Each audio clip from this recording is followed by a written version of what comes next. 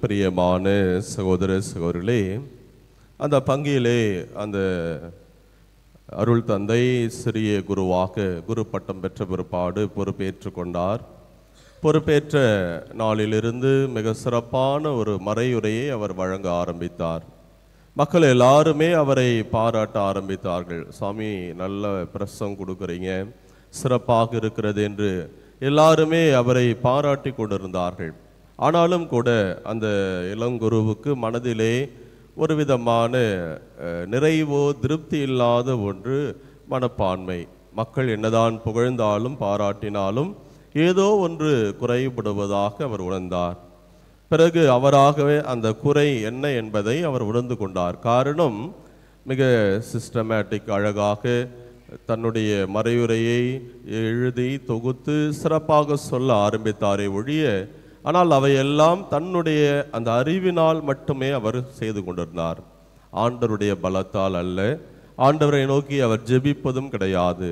எனவே தன்னுடைய தவறை அவர் உணர ஆரம்பித்த பிற்பாடு ஒவ்வொரு நாளும் இறைவனை நோக்கி ஜெபித்து விட்டுத்தான் அந்த இறை வார்த்தையை அறிவிக்க ஆரம்பித்தார்.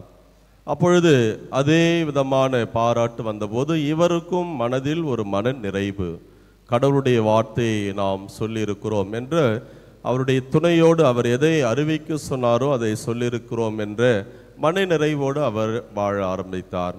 ஒரு சில நாட்களிலே ஒரு இளைஞனும் வந்து அவரை பார்த்து, ஃபாதர், உங்களுடைய பிரசங்கம் நல்லாக இருந்தது, இதுவரை நான் ஒரு குடி உதாரித்தனமாக இருந்தேன், ஆனால் உங்களுடைய மறையுரையிலிருந்து நான் இப்பொழுது மனம் மாறி இருக்கிறேன் என்று அவன் சொன்னபோது அந்த இளம் குரு மகிழ்ச்சி அடைந்ததோடு மட்டுமல்ல, கடவுளுக்கும் நன்றி சொன்னார்.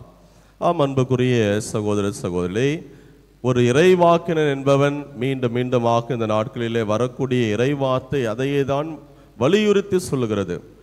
அவருடைய சொந்த பலத்தினால் அல்ல, ஆண்டவருடைய பலத்தால் இறைவார்த்தையை அறிவிக்கின்றார். ஆண்டவர் எதை சொல்கிறாரோ அதை சொல்கிறார். எனவே ஆண்டவர் சொல்லக்கூடிய அந்த வார்த்தையை அறிவிக்கின்ற ஒரு கருவிதான் ஒரு இறைவாக்கினர். இன்றைய முதல் வாசகத்திலும் கூட இறைவாக்கினர் எரேமியாவை நோக்கி ஆண்டவர் சொல்வது என்ன? நீ சென்று அவர்களுக்கு அறிவி, அவர்கள் கேட்டாலும் கேட்காவிட்டாலும் நீ இதை சொல், ஏனென்றால் நான் உன்னை அனுப்புகிறேன்.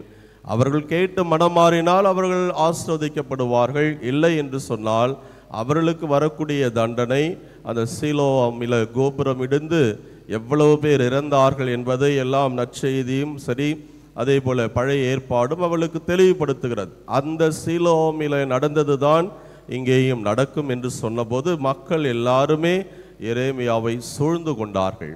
ஆனாலும் மிக துணிவோடு, இதைத்தான் ஆண்டவர் உங்களுக்கு சொல்ல சொன்னார், நான் சொல்கிறேன் என்று அவர் மிக துணிவோடு அந்த நற்செய்தியை அறிவிப்பதை முதல் வாசகம் வெளிப்படுத்துகிறது.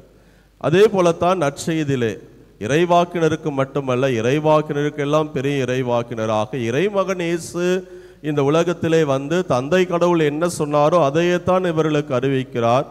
அவருக்கும் அதே நிலைப்பாடுதான். தன்னுடைய சொந்த ஊருக்கு போகிற போது அங்கு மக்கள் ஏற்றுக்கொள்ளவில்லை. காரணம், மேலோட்டமான ஒரு பார்வை, அவருடைய வாழ்க்கை பின்னணி அல்லது எளிமையான குடும்பம், அங்கு இருக்கக்கூடிய அதிகார வர்க்கத்தினுடைய ஆதிக்கம், இது எல்லாம் அவர்களை ஏற்கனவே முன்சார்பு எண்ணத்தோடு தான் ஒரு மனிதனை அவர்கள் பார்க்கிறார்கள் என்பதை அங்கே ஆண்டவர் உணர்கிறார், ஆண்டவர் இயேசு. எனவே சொந்த ஊரிலே இறைவாக்கினருக்கு மதிப்பு கிடையாது என்பதை உணர்ந்தவராக அங்கு அவரால் பல வல்ல செய்ய முடியவில்லை, செய்யவும் இல்லை என்று அவரே அங்கு குறிப்பிடுவதை நாம் பார்க்கிறோம்.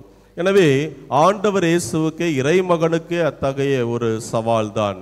ஆனால் சவால் என்பது அவருடைய பணி வாழ்வில் எல்லா நாளும் சந்தித்த ஒன்று. எனவே அதை பற்றி எல்லாம் சங்கடப்படாமல் தொடர்ந்து அடுத்த ஊருக்கு அவர் சென்று கொண்டிருந்தார் என்பது நற்செய்தியாளர் நமக்கு தெளிவுபடுத்துகிற செய்தி. எனவே இன்றைக்கு நாம் உணர்ந்து கொள்ளக்கூடிய செய்தி நம்முடைய வாழ்வில் இதுதான். ஒவ்வொரு நாளும் இந்த கல்வாரி திருப்பலியிலே பங்கெடுக்கிற பொழுது ஆண்டவருடைய வார்த்தை அறிவிக்கப்படுகிறது. எனவே அறிவிக்கப்பட்ட அந்த வார்த்தை அந்த குருவானவருடைய வார்த்தை அல்ல, ஆண்டவருடைய வார்த்தை. ஏதோ ஒரு நோக்கத்திற்காக நம் ஒவ்வொருடைய உள்ளத்திலும் பலவிதமான கோணங்களிலே அதை நம்மை தொடலாம். அதுதான் எபேரியருக்கு எழுதிய திருமுகத்திலே சொல்லப்பட்ட வார்த்தைகள்.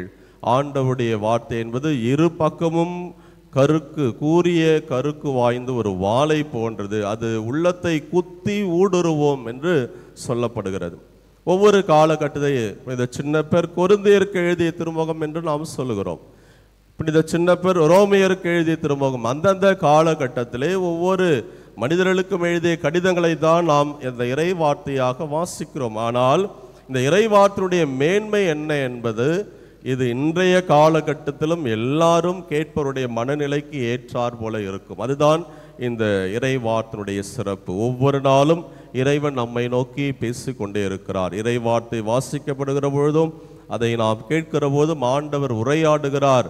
அருள் தந்தை பேசுபவர் அல்ல, ஆண்டவர் உரையாடுகிறார் என்பதை உள்ளத்திலே உணர்ந்து கொள்கிற பொழுது அந்த உள்ளத்தினுடைய ஏக்கம் மாற்றம் கண்டிப்பாக அது நடக்கும். ஏனென்றால் விண்ணிலிருந்து பொழியக்கூடிய அந்த மழை தன்னுடைய அந்த கடமையை செய்யாமல் திரும்பாது என்பது ஆண்டவர் சொல்லக்கூடிய வார்த்தை. நம்முடைய உள்ளத்திலே அது விழுகிற போது ஒரு மாற்றத்தை ஏற்படுத்தும். அதை கேட்பதும் கேட்காது இருப்பதும் நம்முடைய கையில் இருக்கிறது. எனவே இந்த நாளிலே ஆண்டவர் சொன்ன ஒவ்வொரு இறை வார்த்தையும் உள்ளத்திலே ஏற்றுக்கொண்டு நம்முடைய உள்ளத்தையும் நம்முடைய வாழ்க்கையை மாற்றக்கூடிய மக்களாக இருக்க தொடர்ந்து ஜெபிப்போம். இறைவனே நம்ம நிறைவாக ஆசீர்வதிப்பாராக. ஆமீன்.